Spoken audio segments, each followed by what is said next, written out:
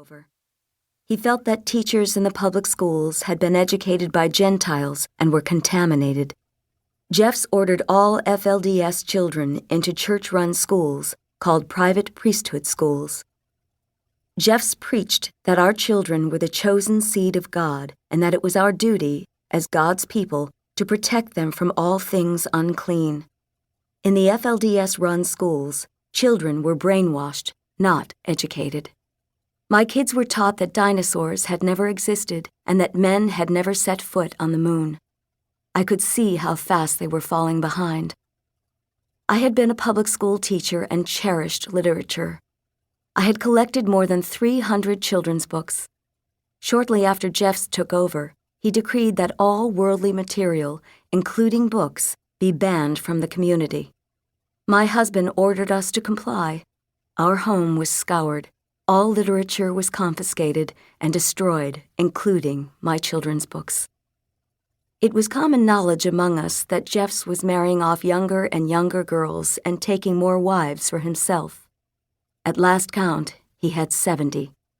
I came home once after one of Harrison's hospitalizations and could not find my 12-year-old daughter Betty. My questions were ignored when I tried to find out where she was. I was upset. Someone eventually told me that she was in compliance with her father's wishes. I finally learned that she and several other young girls had been invited to a sleepover at the prophet's house. When I arrived at my sister's house, the first call I made was to the police.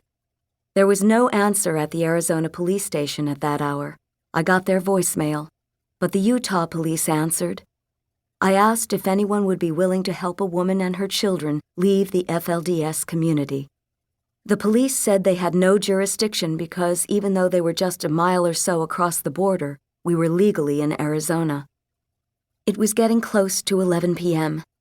I tried calling a group that assists women fleeing polygamy. No one there could act immediately. I felt the trap closing as midnight approached. My sister and I called my brother in Salt Lake City. Arthur had left the sect 4 years earlier to marry the woman he loved, who was also his stepsister. When our father's third wife moved in with us, she came with her 8 children. Arthur fell in love with Thelma, one of her daughters. They were not allowed to marry even though they had no biological relationship. When the prophet at the time, who was Warren Jeffs' father, assigned Thelma to marry someone she didn't want, she and Arthur fled, quit the FLDS, married, and built a happy life in Salt Lake City. Arthur was home when I called. "Arthur, if I do it tonight, I can get out. Will you help me?" "Carolyn," he said, "I'll do everything I can to help you, but even if I leave right now, the soonest I can be there is 5 in the morning. Will you do it?" I tried not to sound as desperate as I felt.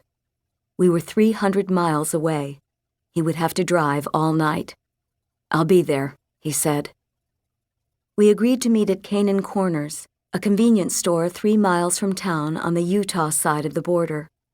Arthur said he'd bring a trailer to drive my van back to Salt Lake City. It was registered in my name but had expired license plates. Women in the community could drive, but our cars had either no license plates or outdated ones, so if we tried to leave without our husband's permission, we'd be stopped by the police. The 9 of us could fit in Arthur's SUV, and he said he'd ask our other brother, Daryl, to drive down too. I told Arthur my van was almost out of gas, but I'd do everything I could to get there. "If I don't show up, come looking for me," I said. "I may have no way out of town, but please don't leave without me." Now I needed to figure out what to tell my children to get them out of the house and into my van. They would never leave if they knew we were fleeing the community. My children were terrified of the outside world. We were taught that everyone outside our community was evil. Impending doom is an integral part of the FLDS culture.